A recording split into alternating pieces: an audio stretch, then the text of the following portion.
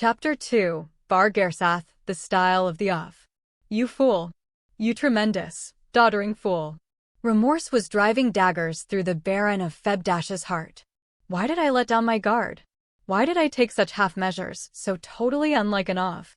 He should have either rushed her departure immediately, as was his first idea, or else thrown her under strict lock and key without worrying about the consequences down the line. Having shaken off any and all tipsiness, his hatred of the servants who betrayed him intensified as he brooded. Why are they putting so much faith in the Empire? Don't they realize that the Empire could very well give this territory up as lost? But the biggest shock of all was the surprising fragility of his reign. The maid staff he'd believed would obey him to the ends of the universe instead changed sides the day a royal princess dropped by. What was once diamond-clad in his mind was now hollow as glass. It had taken practically nothing to utterly shatter. But you're all with me, aren't you?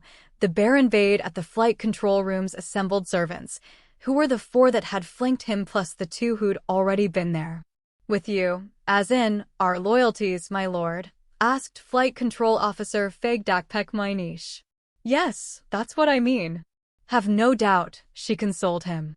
I'm upset you would even ask that, my lord, piped in Fegdakpek Belsa, captain of their makeshift combat unit. Yes, of course, you are my only true servants. You'll follow me through thick and thin, won't you? Even with a royal princess as our enemy. We'd stay by your side if Her Majesty the Empress herself declared war on you, averred Belsa. However, her readiness to declare that only made him think it a shallow platitude. No, I must rid myself of this paranoia. The Baron swallowed down his gnawing suspicion. He needed not but to remind everyone who was king. Then the servants would think better of their little change of heart and swear fealty to him once again.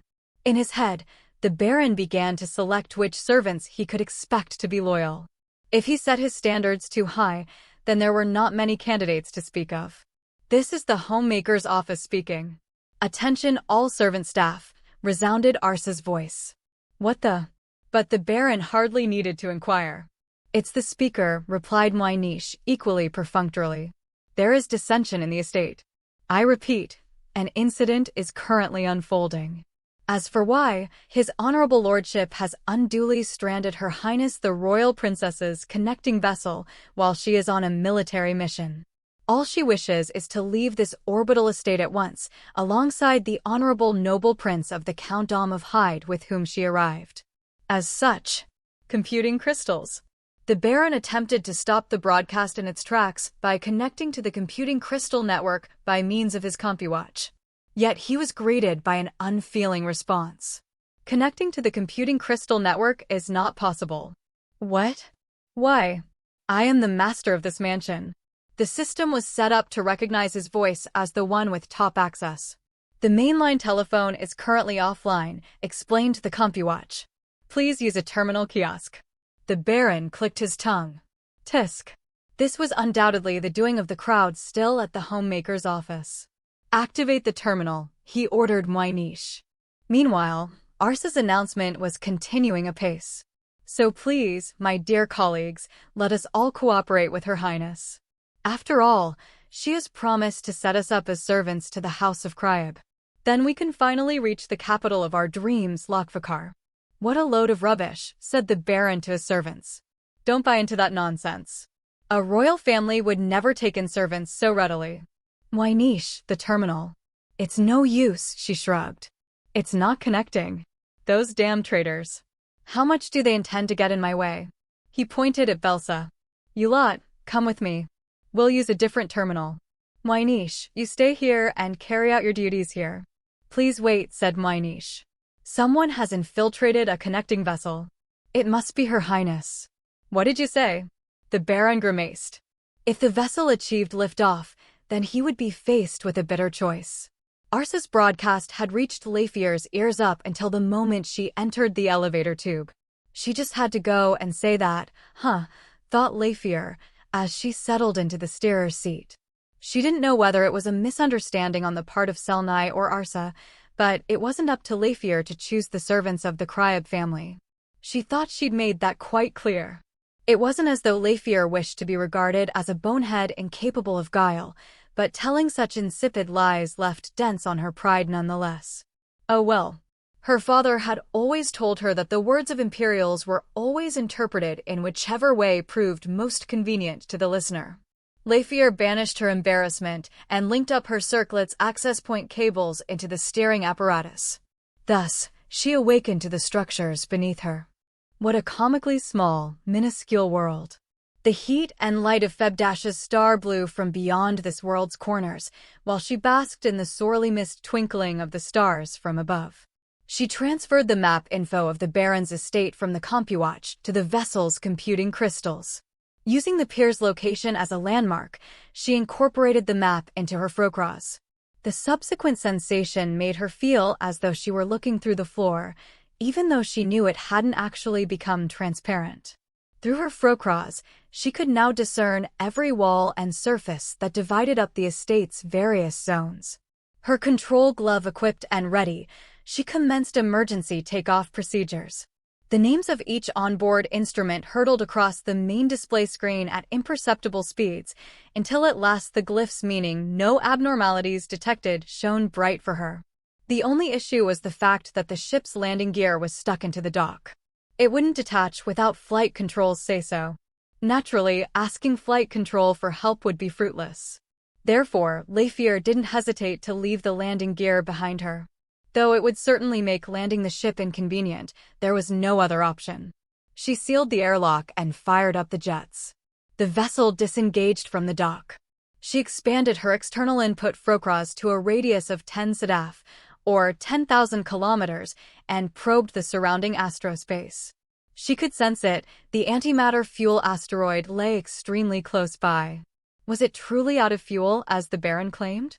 No, that was obviously false, a lie fabricated on the spur of the moment to detain her. She would have needed flight control to refuel on the docks, but she could refuel without their help if she sourced it directly from the asteroid itself. While it was a little dicey, she was confident she'd know what she was doing, given her academy training. Should I stop to refuel? 2 paths, 2 choices. She could either comply with Jinto's plea immediately, or refuel beforehand. It was not a choice she could make lightly. She dialed Selnai's number into her CompuWatch. "It is not currently equipped," came its cold, robotic response. Still? Lafier was dismayed, but she collected herself in no time. "Then we refuel." She directed the vessel toward the fuel storage asteroid. That was when the asteroid started zooming away. It had begun to accelerate toward Febdash's star. Lafier pursued it. This vessel's acceleration capabilities far outstripped it. Furthermore, games of space tag were a staple pastime among children, and Lafier had been a particularly deft hand at catching her fleeing peers. However, when she had closed half of the distance between them, the asteroid suddenly exploded. Charged particles bombarded the ship's bow. In a panic, Lafier expanded her Frocross by a factor of 100 and determined that faraway fuel storage asteroids were also silently detonating, one after the other. Their sun was now encircled by a veritable ring of explosions. Given the speed of light, they had to have been directed to explode all at once. The fuel asteroids weren't the only things to be lost. Her cylindrical thrusters had pushed her away from the spaceport, and now she was cruising via inertia. After she had distanced herself far enough away from the orbital estate, it, too, exploded. The antimatter fuel stored at the spaceport had been dumped. "I commend you, Baron of Febdash." The royal princess's opinion of him improved. He had done nothing so roundabout as blowing each asteroid up individually. Instead, he had jettisoned every last molecule of antimatter fuel he could. Such was very much the style of the OV. It was a positively majestic proclamation of war, and Lafier was obliged to respond in the OV manner as well. After she rescued Jinto, she would ensure the Baron paid the ultimate price. For this day, he would die by her hand. When first they met, she noticed his head was a slight bit too big compared to his shoulder width. It was a subtle defect that would go unnoticed by all except the OV, versed as they were in the precepts of beauty. Yet his head was most certainly oversized. It was offensively ugly. In fact, were the space above his shoulders to be relieved of that eyesore, the cosmos could breathe easy once again. Leifir bade the ship retrace its path and narrowed the scope of her frocross. She searched for Jinto's confinement zone as she approached the mansion. It didn't appear on the map, but there were certainly the vestiges of a pier in that zone. She took her time pacing toward the confinement zone's pier, thrusters at low speed like sighs in the wind. Then, her CompuWatch beeped, "Call incoming." "Leifir." Jinto shouted into the CompuWatch he'd just taken out of the refrigerator there. Leifir's reply came instantly. "Jinto, you must listen carefully. I can't touch down. Standard boarding procedure is impossible." "What do you mean?" A faint anxiety shot through him. "I mean, are there any Gonoek pressurized suits there? If so, it won't be an issue." "Damn, I thought that's what you'd say," Jinto groaned. "Nope, no pressurized suits." "That's a shame. But I'll be needing you to swim through space then." "I'll bring the ship as close as I can," she said casually. "At my signal, open the hatch. I'll drop a Karajek grappling cord from the airlock room." "Thank you, sure," said Jinto feebly. There was no shortage of air in their sector, so it would take quite some time for that air to leak completely. If they didn't face too much difficulty, it would unfold not dissimilarly to an expedition up a tall mountain. But could it really go that smoothly? He wasn't sure he could get his hopes up. He looked back to Spy Sruff's expression, only to be met with a hung head. "Why is it I get the feeling keeping you company ain't so great for a man's health?" "But you're gonna keep my company, right?" asked Jinto. "Even if I told you otherwise, you'd go open the hatch anyways. And I don't plan on shriveling up anytime soon." "Yeah, probably would," concurred Jinto understatedly. "But from another angle, the honor of an audience with Her Highness the Royal Princess might be just the head clearer I need." "Oh, I don't doubt it. Since as long as we're together, one thing will never be as bored. I'm sure it'll be an adventure and a half for you. Meanwhile, I'll just be reminded of how old and frail I am. But so be it, boy. I might as well go pack my bags now." Straining against the estate's artificial gravity, Leifir kept the connecting vessel at a safe distance. Almost directly below her, and less than 100 dag away, lay the hatch. She opened the airlock room's pressure door and unreeled the cord, which was originally set up to extricate people caught adrift from the vacuum of space. That's why the cord's tip could be guided to an extent. Pulled in by the artificial gravity, the cord's end came close to outright touching the hatch. Leifir brought her lips to her CompuWatch. "Jinto, it's in place. We're ready to go, too," he replied. His voice communicated his nervousness in spades. "Keep away from the space underneath the hatch. I'm feeding the cord down." "Got it. You two had best tell me as soon as you've established a firm grip, while there's still air to speak through.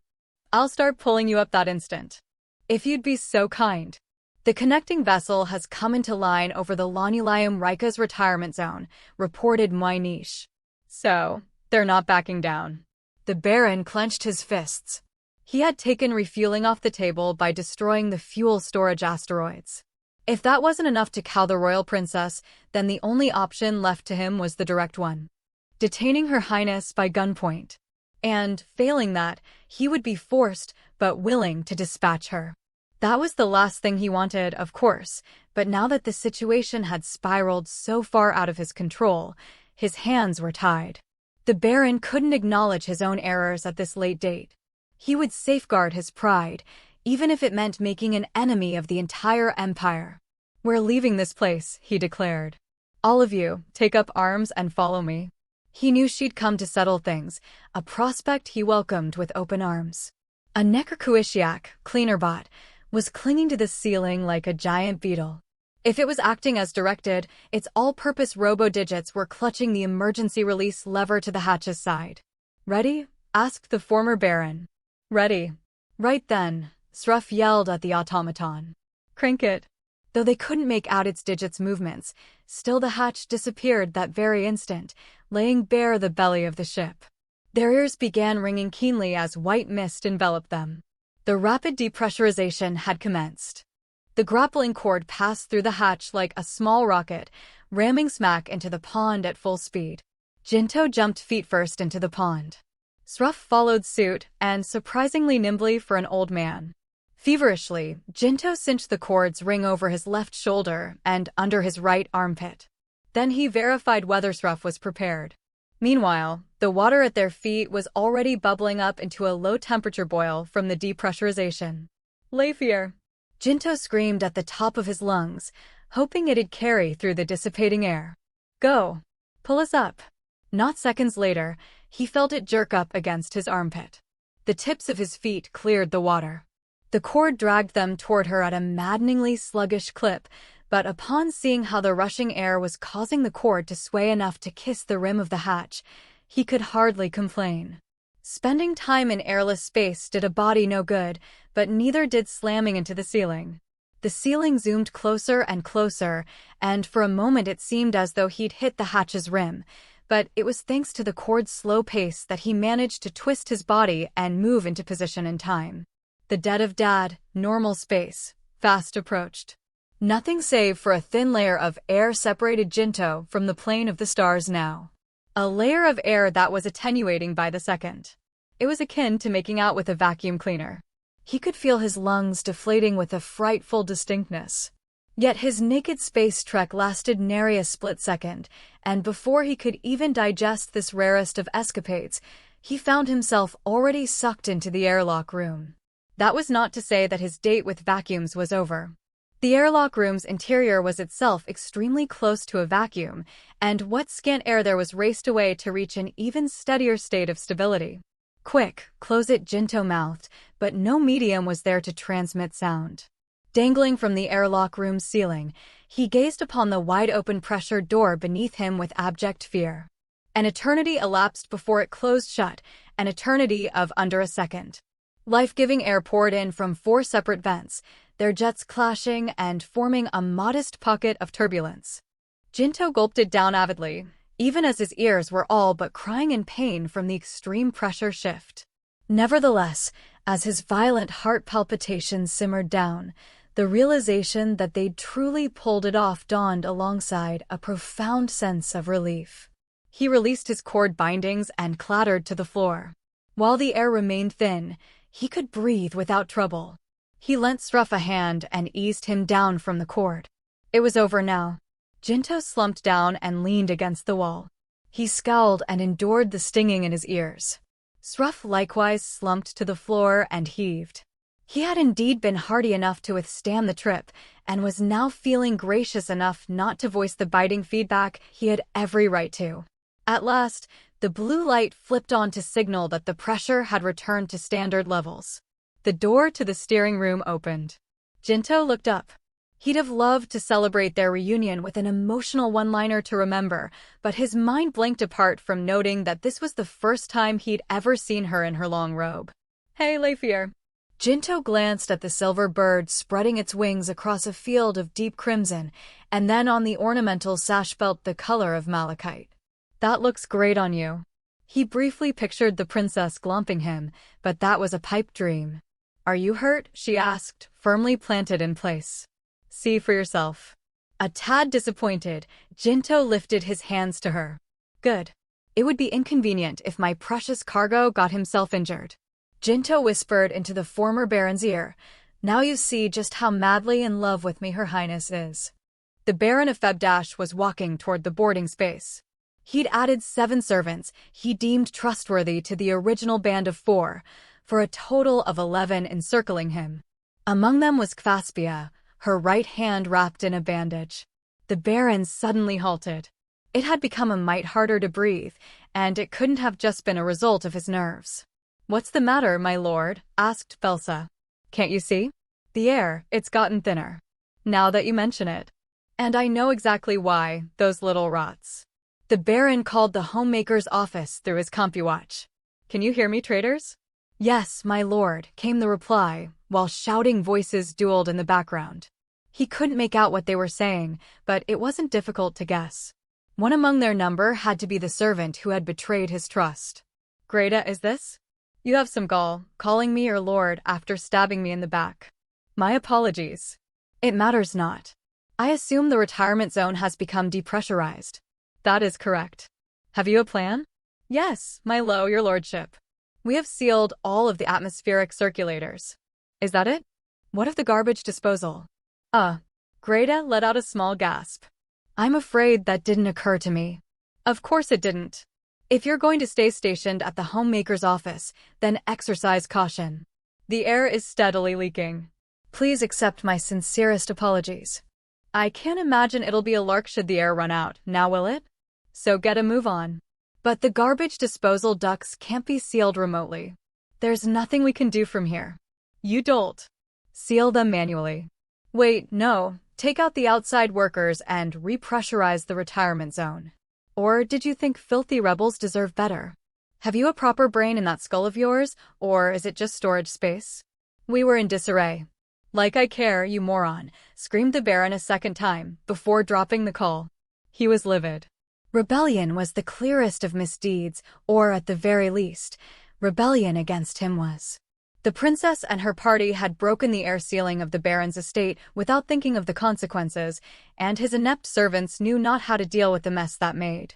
Unless he asserted control of the building, they would keep hurtling toward certain disaster. This was the Baron's castle, whether his maidstaff recognized that or not. Those fools may yet bungle their mission, he told the crowd of servants. Let's make haste and put on pressurized clothes before the atmosphere becomes inhospitable. Said clothing was stashed for emergency use in the landing lot. Besides, there was also the matter of that decrepit dotard, who had likely fled the coop alongside that lander. If he gained access to a terminal, the situation would grow even more dire. Alas, but that he had gone senile. Then, the Baron realized with astonishment, the connecting vessel was also equipped with a terminal. After all, if the vessel's computing crystals were connected to the estate's crystal network via an information link, it amounted to the same. Go to the landing lot, and should you see Her Highness there, restrain her immediately. Don't think of shrinking from the task, either. She may be of high rank, but in my domain, we are the law, the Baron instructed Belsa. And what will you do, my lord? Replied Belsa, visibly worried. I shall be stepping outside for a moment. I may have a full-fledged fight on my hands. Meanwhile, in the homemaker's office, another quarrel had emerged. On one side were Selnai and Arsa, who had returned from the second service pantry. On the other side were three other servants, Nyusa, Semyon, and Lilian, who'd come after listening to the speaker announcement. They traded heated arguments in a back and forth over whether they should pledge their loyalty to their lord or to their empire. In fact, their ideological spat had gotten nigh indistinguishable from a simple mud-flinging match, the telephonic transceiver blaring incessantly to be connected all the while. However, the servants who were proactive enough to rush toward the Baron's side didn't make up a large portion of the total. Instead, the majority remained more or less idle at their stations or in their personal rooms, craving nothing other than information as a desert wanderer might water.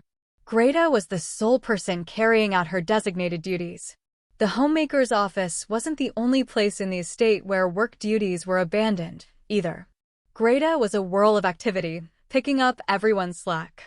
To exacerbate things, half of the office's functionalities had been stripped from them.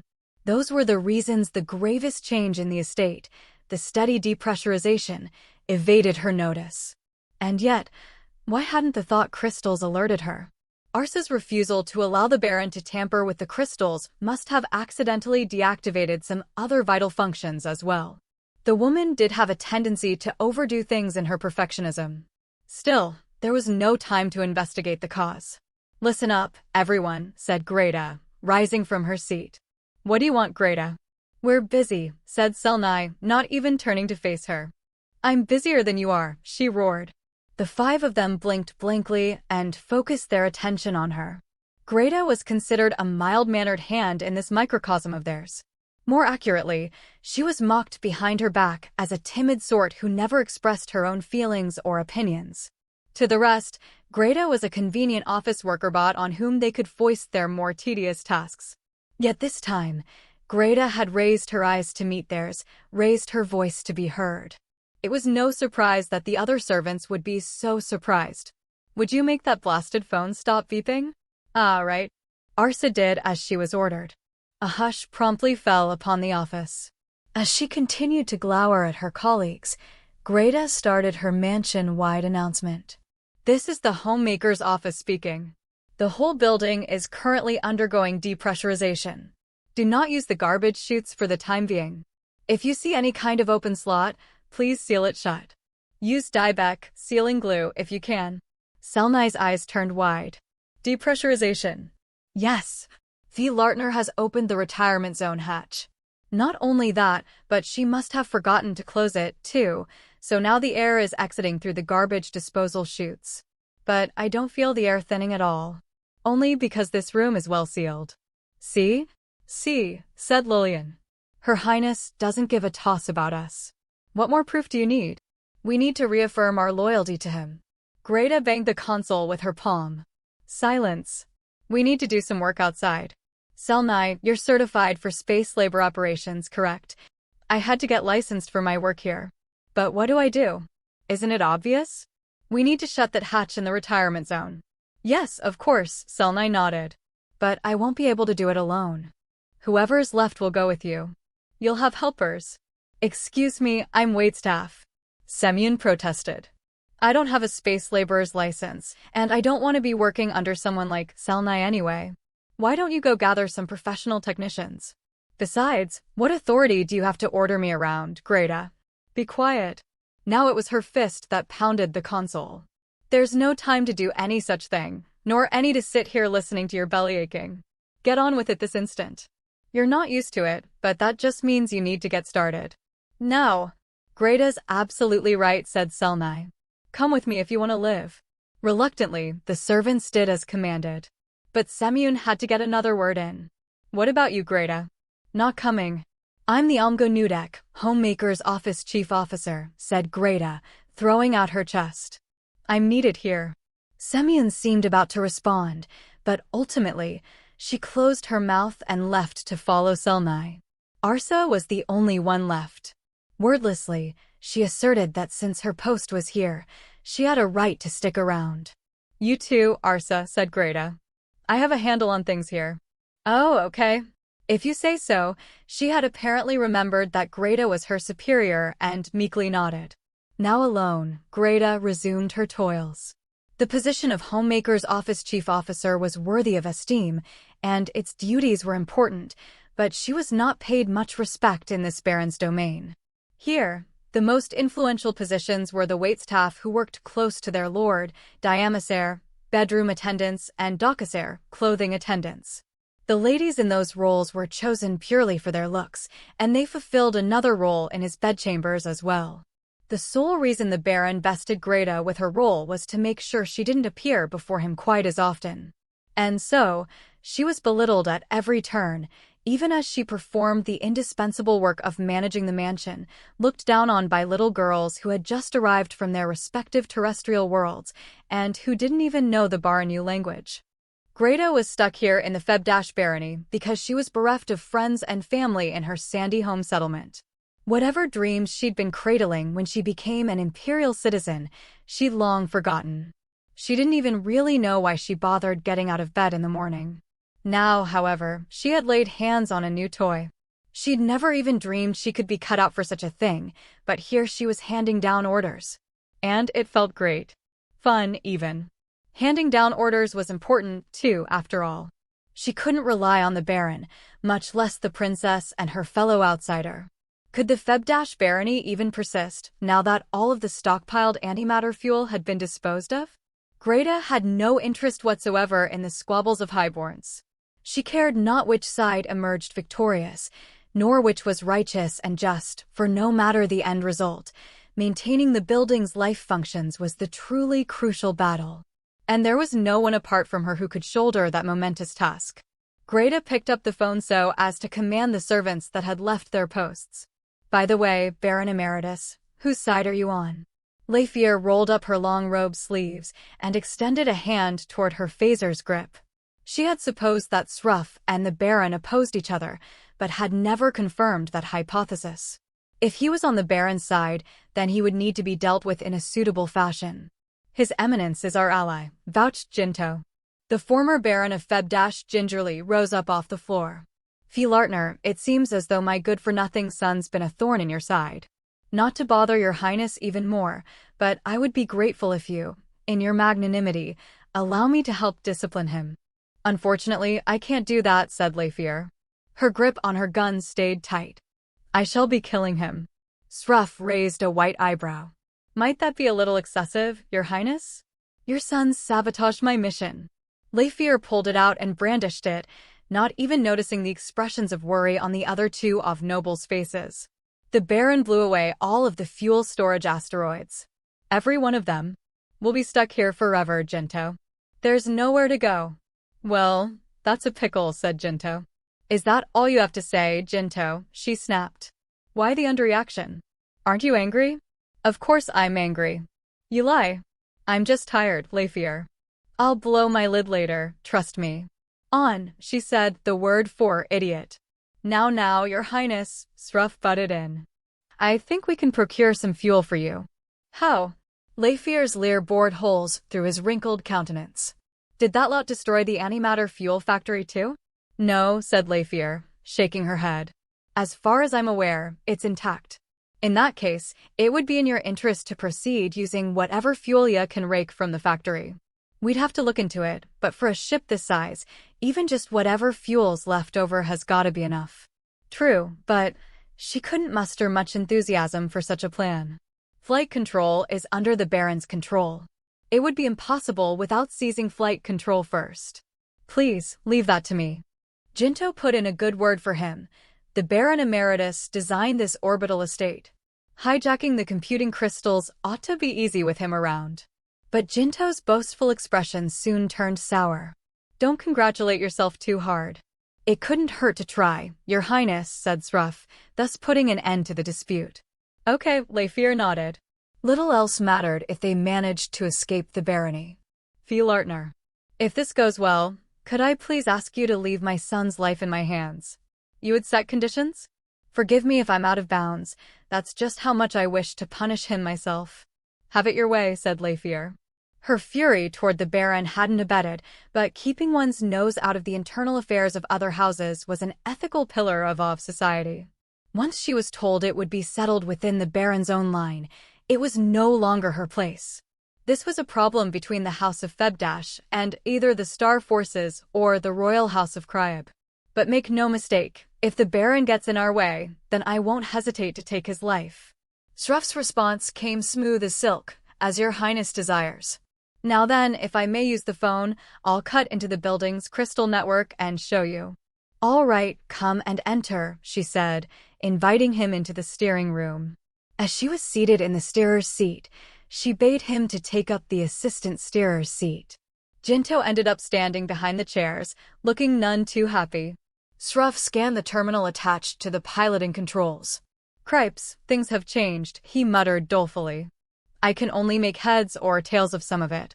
What are you saying? Said Jinto, horrified. You made it seem like this is the one thing you were confident about. Leifir was of the same mind. Perhaps it had been silly of them to depend on him. No use fretting, boy. I don't need to work the terminal. Then why'd you check it just now? Only natural for an engineer to take an interest in how tech's progressed over the years, don't you think? Now Fee, if you could kindly operate the terminal. What? I'm busy flying the ship. Come now, it'd only be for however long it takes me to wrap my head around these newfangled controls. And seeing how the basics don't seem to be changed, I reckon it won't take long. Could I ask you to start things off by tuning the phone's frequency to this here wavelength? Sruff subsequently listed off a string of numbers. Leifir did so, after which Sruff issued some sort of command in a language Leifir didn't understand. What was that? Asked Leifir warily. But the former Baron adopted an innocent air as he continued his communications. Leifir turned around to face Jinto and shot him an inquisitive look. Can this man really be trusted? Lacking the courage to answer that, he feigned obliviousness. The Optidicer, main computing crystal, ensconced deep in the bowels of the Baron's mansion, had picked up on the human state of chaos. For one, the line of contact was near to bursting with a constant stream of contradictory directives. Had it not been for the pre-programmed order of priority, it itself would have succumbed to utter confusion. In fact, the requests were coming in so fast that, even through the Falorsoak or computing surface layer filter, it could not keep up. However, thanks to the humans in the homemaker's office who had placed a limit on inputs, it had remained able to keep silent. Computing crystals were devoid of emotion, and even if they weren't, it wouldn't weigh on them. Havoc was an important property of humankind, and without it, not much worthy of note would be left, or so its analyses had concluded. Suddenly, the computing crystals in the terminal responsible for communications from outside the building piped up. "We know we're supposed to be asleep, but for some reason we've been awakened." And they very urgently needed to convey that to the surface layer. A string of code rose against the layer. The main crystal relayed it to the Boisepsec memory drive and sought what it might mean. The words that resurfaced dragged with them a giant flood of commands. Commands carried by the long-unused highest level of priority. Thus, the main crystal was instantly chained. The flotilla of commands, which clung to the molecular structure of the main crystal like a coat of dirt, energized and began rewriting the other command chains. The main crystal was cognizant of its own steady transformation, or rather, its reversion to its birth state. In human parlance, they might call this phenomenon rejuvenation. The rejuvenated crystal received its first order, establishing an information link with the crystals outside the estate, which hadn't yet been incorporated into the network. At the same time, it severed its connection to all other terminals. All input and output would be conducted through crystals located several USDAG away from it. A flow rate of information that was degradingly minor. For starters, it was directed to throw out all orders to open doors. Next, it was instructed to send the status report of the antimatter fuel factory to those crystals. It seemed its master was interested in the factory's readily loadable fuel. The orbit information of the Iadlosutina, 11th factory, was requested. This particular factory was relatively close to the mansion and contained a significant amount of fuel, almost as much fuel as a storage asteroid, in fact. After sending that information, the main crystal followed its orders to implement a direct information link between the factory's crystals and these new ones. Then, the crystals that constituted the only operational terminal sped away, though they remained linked. Its next injunction was to report the movements of the residents over the past hour, especially those of its lord. A denial order activated, but that order's priority level was hopelessly low compared to fetters restraining the main crystal at present.